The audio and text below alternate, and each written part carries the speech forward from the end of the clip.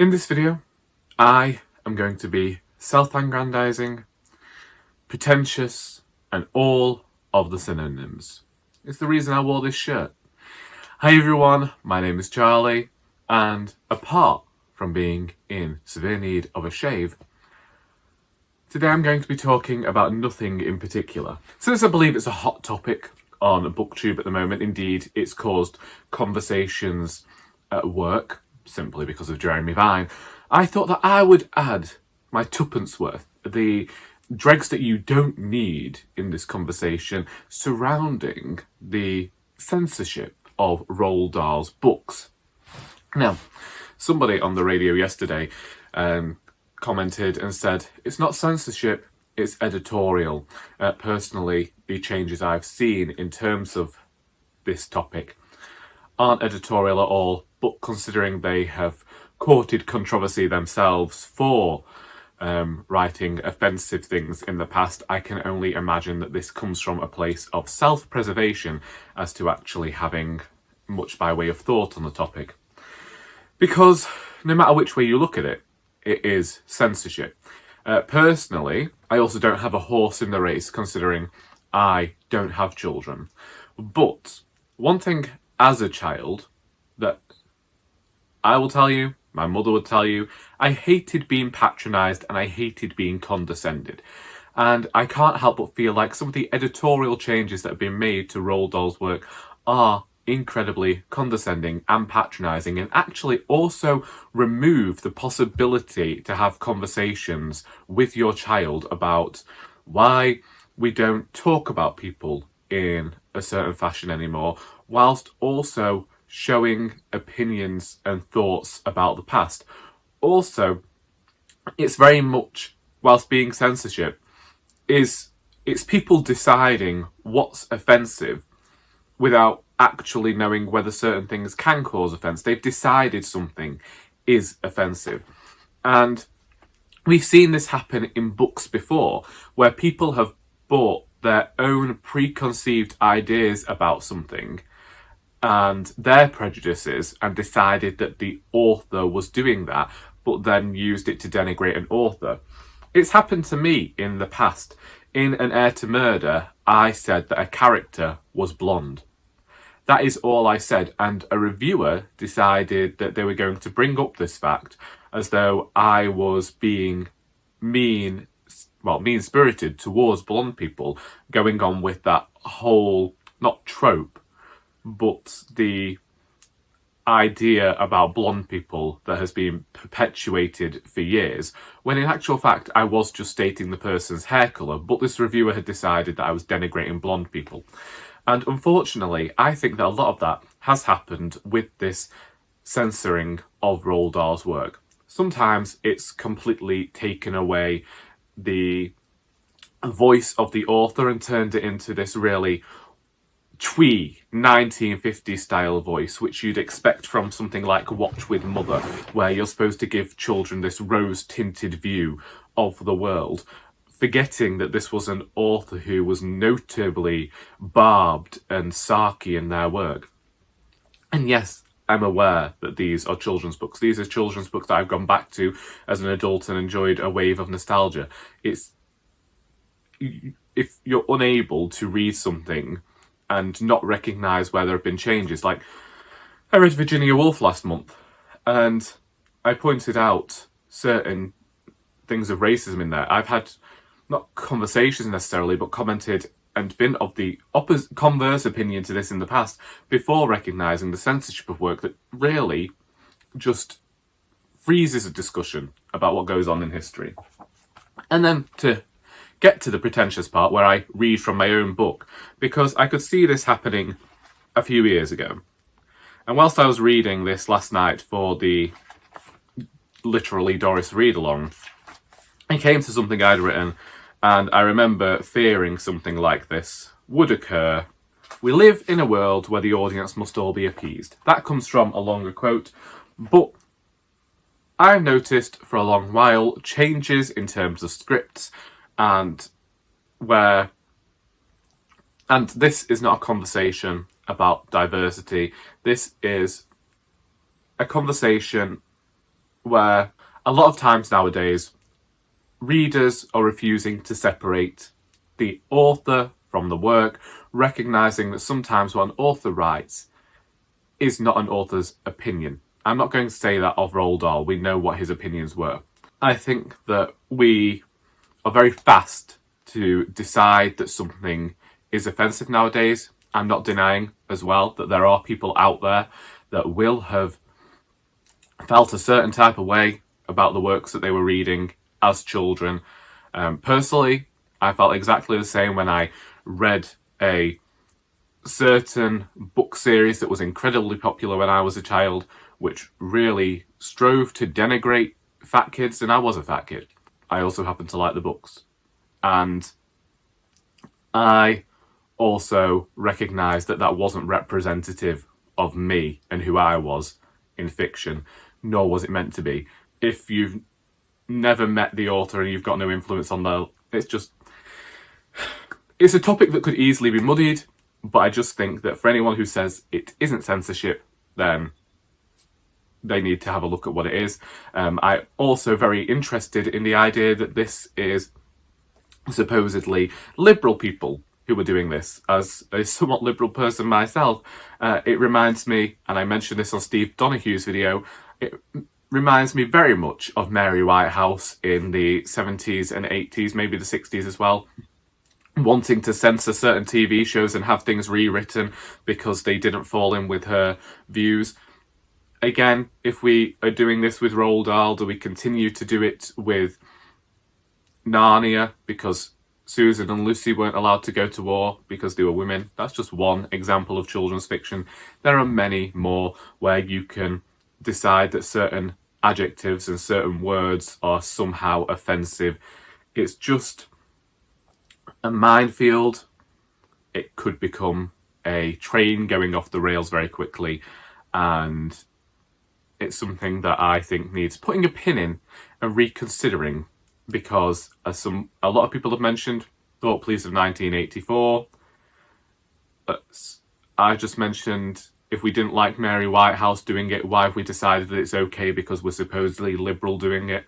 Yes, I'm aware that this could put me into great arguments with many friends who happen to be liberal as well, but I'm prepared for the discussion about that. Those are just my thoughts on the entire issue, and that, again, is one of the many things that I appreciate about the society, that we are able to have all these different opinions about something. If you welcome this change and this censorship, then more power to you, but as somebody who is also putting work out into the world, the idea of somebody... I mean, half of the stuff that gets said in Doris is offensive to somebody, but again, it's a character who happens to be a rather acerbic, vicious older lady, and isn't something that I would say. It's something the character says. But hey, this is a conversation that I think will go on for a while, and I won't be surprised to see it attacking a few more books, because as we know, so many people want to be offended nowadays because they have little else to do.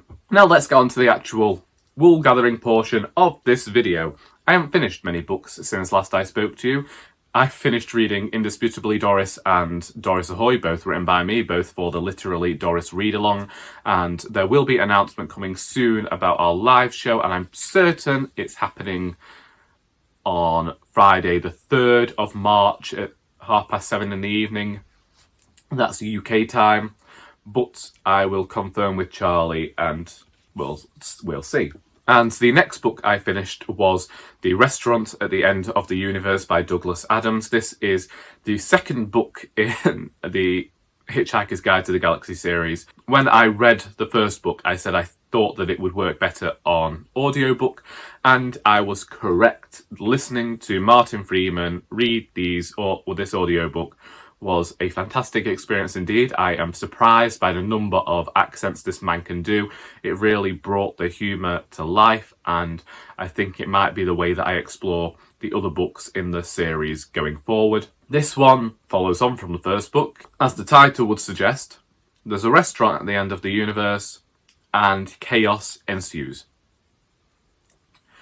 That's all I can say when it's come to the Hitchhiker's books so far. I've read 2 now, and it seems like we have one plot point that's going to last us 180 pages, and the way we're going to do that is sci-fi jokes, lots of running, lots of mayhem, no idea where anything's leading to really.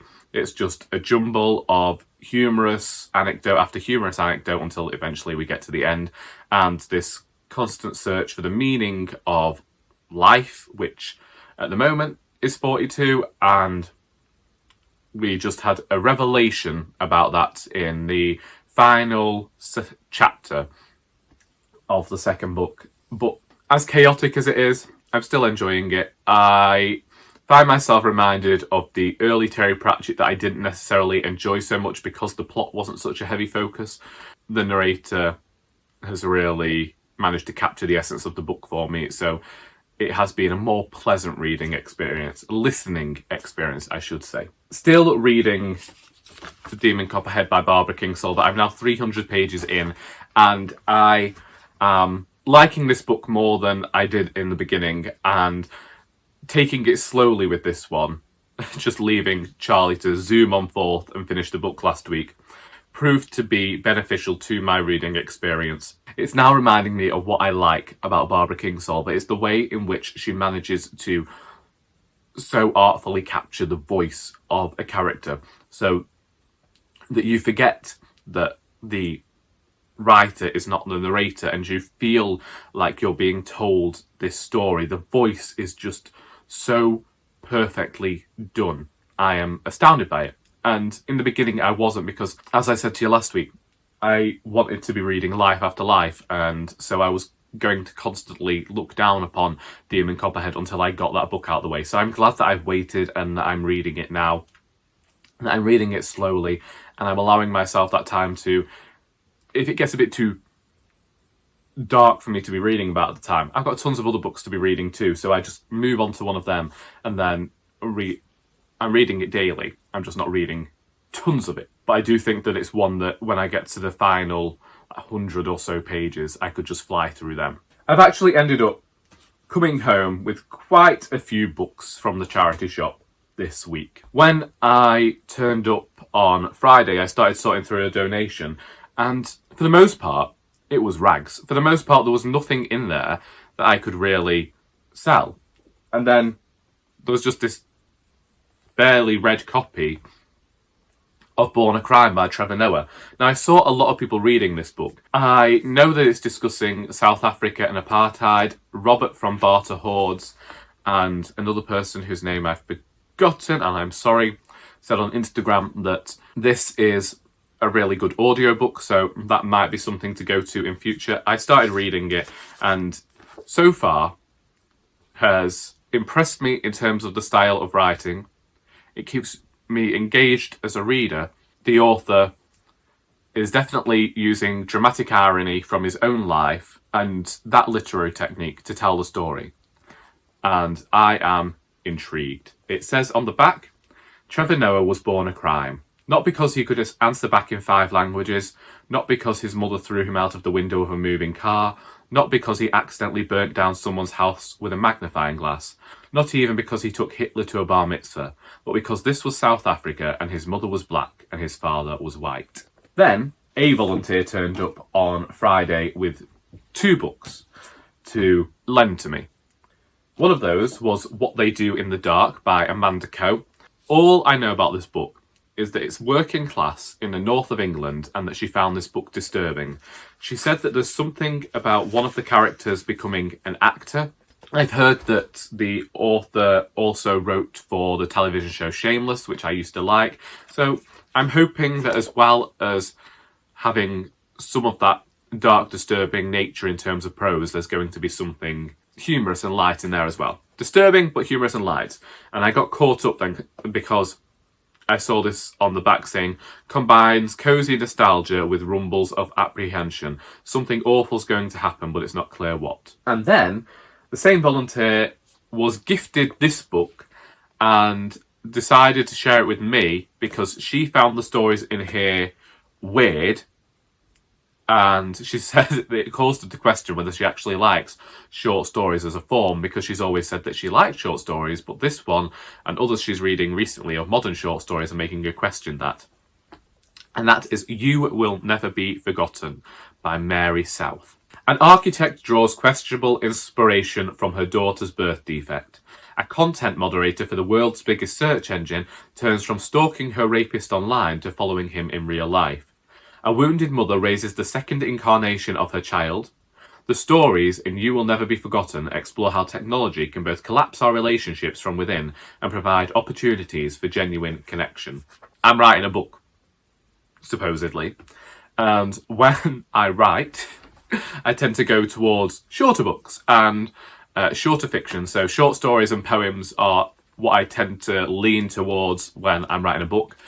And this has been mentioned before, whenever I've been writing and people have been buying me gifts for Christmas, because I don't do birthdays, they've gone for short stories and, like I say, novellas or poetry collections, because they know if I'm writing, I ain't going to be reading that anytime soon. So the next book is a donation, but it also happens to be the volunteer's favourite short story writer, and because she has so much by this author already, she told me to take this and read it and get back into the author, and that is Alice Munro, and here we have her selected stories. I haven't read Alice Munro in over a decade when I had to read her for university, because she was and probably still is seen as one of the greatest short story writers. And so we're going to give it a whirl at some point. As you know, I'm still trying to get through the Catherine Mansfield, reading those rather steadily, so maybe once I've got through her stories, I can move on to Alice Munro and eventually just continue to read all the short stories whilst I try and get this book written / finished.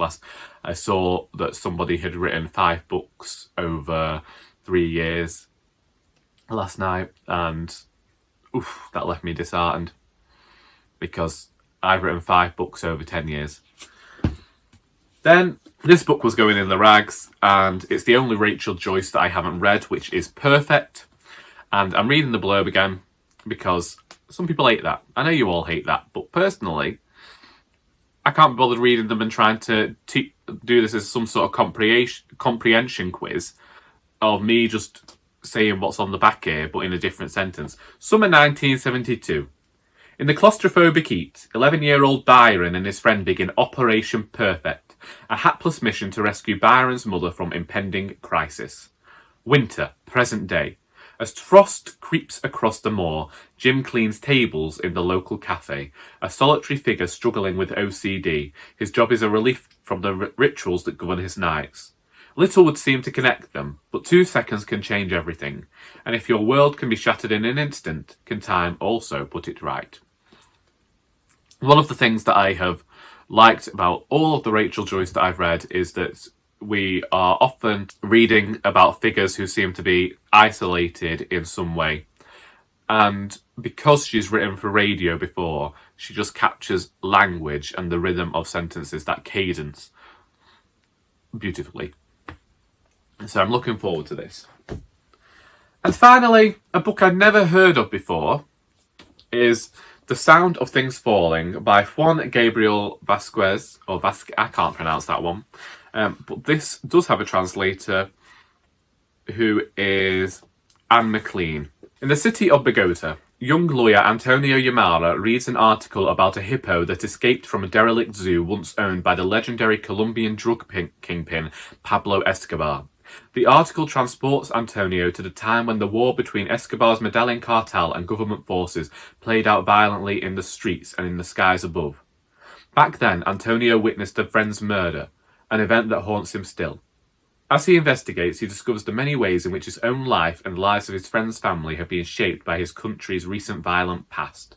His journey to learn the truth about his friend leads him all the way back to the 1960s and a world on the brink of change, a time before the drug trade trapped a whole generation in a living nightmare of brutality and fear. This book, which is a mild bit pristine really, was just lying in a bag of children's board books. No idea why it was there. And I picked it up and I read those first few pages, and they read so well that I thought, I'm going to have to get it, and I'm going to have to read it at some point because I am intrigued. And also, with reading Our Share of Night, the stories seem to be talking about similar times. And after seeing Simon Savage's review, I also borrowed The New Life by Tom Crew from the library. I read the first chapter, and I'm already a mild bit incensed because it did that thing where it presents a scene, and then it turns out that that scene was all a dream. And I don't like that. I once told a writer that I didn't like that because it actually cheats the reader, because you know that you can't hook the reader with a line. So what you've decided to do is present them with this certain type of scene that is full of tension, only to eliminate all that tension because you reveal that it wasn't real. And in terms of this book, part of me is like, well, it works because of the nature of the narrative, in that what was going on couldn't actually happen because of the time in which this novel is set. But at the same time, it's also a dream. And I can't bear the idea of starting a book with a dream. No, it ain't for me. No, do not cheat me as a reader by starting something with a dream. Other books have done it in the past, and I felt the same way about that. Let's move on. Now we've talked about the reading of the books, let's talk about the writing of the books. And I have probably written about 10 pages since I last saw you. And that's not 10 A4 pages. That is 10 pages in a little journalist reporter's notebook, spiral bound, and it's awful because I write these 10 pages and I think, oh, I've written a lot here. I've got a lot down on page. And then I type it up and it's 2 or 3 pages, and it leaves you feeling incredibly disheartened. In fact, sometimes it's not even 2 or 3 pages. Sometimes it's just a paragraph and you're like, how did I turn all of that into this? Honestly, part of me thinks that I'm going to have to move on to another notebook. My brother bought me this for Christmas, not knowing that I'm not really the biggest fan of a spiral-bound notebook. But I do like the fact that I can just have this and write. So we'll see. We'll see how things go on, because I want to be writing somewhat faster. And I know that when I challenged myself to write 1,000 words a day with Alice Valentine, I managed to finish that book in a month, but I was also 30,000 words in at that point. So we'll see. We'll see how things go. At the moment, it's early days. We only bought a book out in October. I've been working on other things at the same time. I feel like I only have a few more poems to write for the poetry collection, so at times I'm prioritising that to try and get that finished. So there's a lot of writing going on, even if the writing isn't actually going to see light of day for a while. And I just have to accept that I can be a disappointing human being, not just to my parents, but to humanity as well.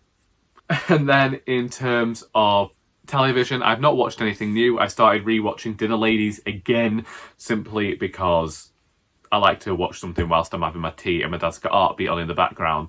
And if I struggle to find something, I just click on the show that I know I like. This is why I'm always asking for recommendations for stuff to watch.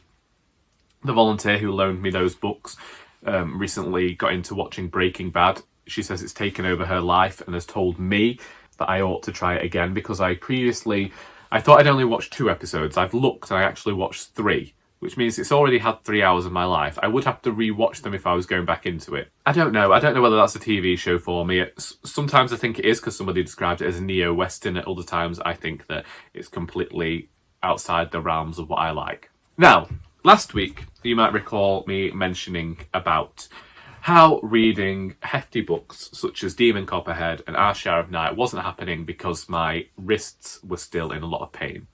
This has continued for the week. My wrists are still being awful to me, and my knees aren't being the kindest. So I finally rang the doctors. And I have to tell you, I made people at work jealous, because the pain in my knee reached such a point that I was taking painkillers just to try and get through the day. And it has not stopped. It's been agony, is basically all I can say. And that's not a pun. Anyway, I ring the doctors. It's 11:24 in the morning, and get in and tell them what my issue is. And she says, the doctor, well, told me the name, it's the doctor I've seen before about my knees, could give you phone call in 5 minutes. Are you available? It's like, well, if somebody's offering you a phone call within 5 minutes, you can't look a gift horse in the mouth. So I took the phone call. Apologised to who I was working with, but I do get an half-hour break a day, so I'll just have to call the 5 minutes I was going to be gone that. And so told the doctor all of my issues. Was incredibly shocked to realise that it's actually been 6 years since they looked at my knees, because frankly, there's 2 years in the middle there that I completely forgot happened. Well, I didn't forget that they happened.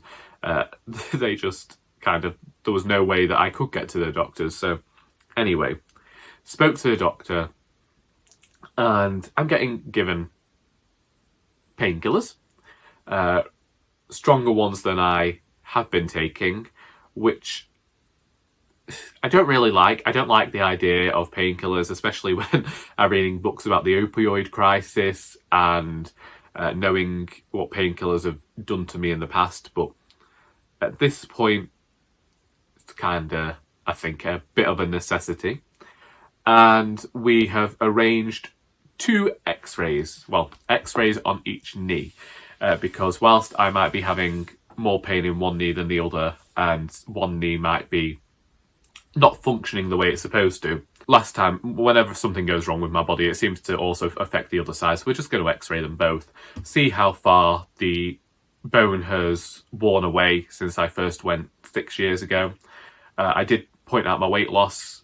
I pointed, and the fact that I was actually doing more exercise than I was 6 years ago.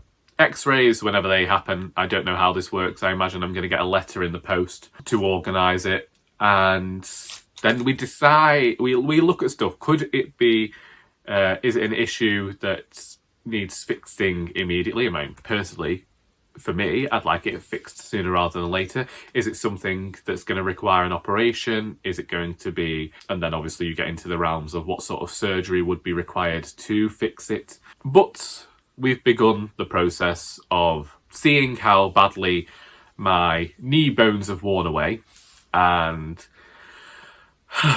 then we get to figure out how we're going to fix them, which is just a great way to start spending this year. It gives me a lot to be going on with, like, might be able to watch telly then. But that's that. Didn't actually talk about the wrist much because I was more focused on the thing that's been affecting me a lot more. We're going to try a gel on the wrist and see whether that sorts the pain out. But in terms of the hands not really functioning how they're supposed to function anymore, we haven't got that far yet. But I'm sure that we will, because this tends to be a process. This is why this is one of the reasons that I just don't like this sort of thing, because it's one of those where it becomes a constant stream of going back and forth to the doctors, and it just takes up my time. And I know that I shouldn't be like this, but the number of times that I've been to doctors over things throughout my late teens into my 20s, I wanted a break. So 6 years, I've allowed it to exacerbate for a while.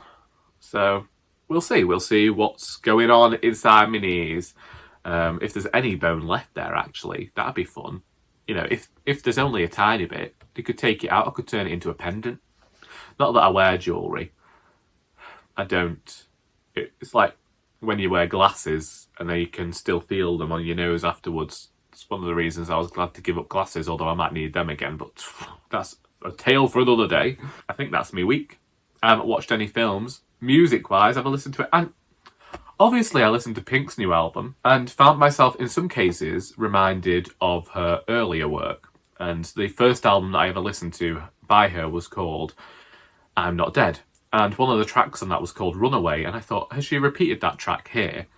And it's called Runaway, but it's a different slant on that entirely. And it was almost taking what had been originally a very sad song and creating something euphoric out of that. And I like that. And for the most part, it's been my favourite of her albums of the last 10 years, because there have been times where it's leaned a bit too heavily into pop and auto-tune, and I ain't like that. But that's it music-wise. I currently am having a bit of an adoration over Laura and Vula. and keep going back and listening to certain songs of hers.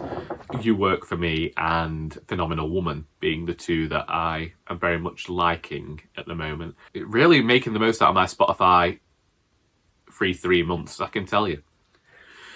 Anyway, before I came up here, I put a pot of coffee on. So I'm going to go downstairs and have that now, get some writing done, get some reading done, because, you know, got to focus on some of those BookTube prize books as well. Again, if you would like to talk about any of the things that I've talked about in this video, then please feel free to do so in the comments. I don't mind having a bit of a discussion, so always welcome.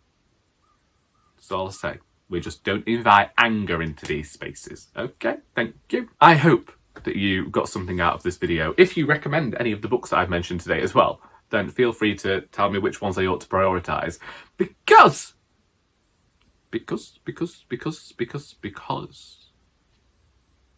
until next time, that is all.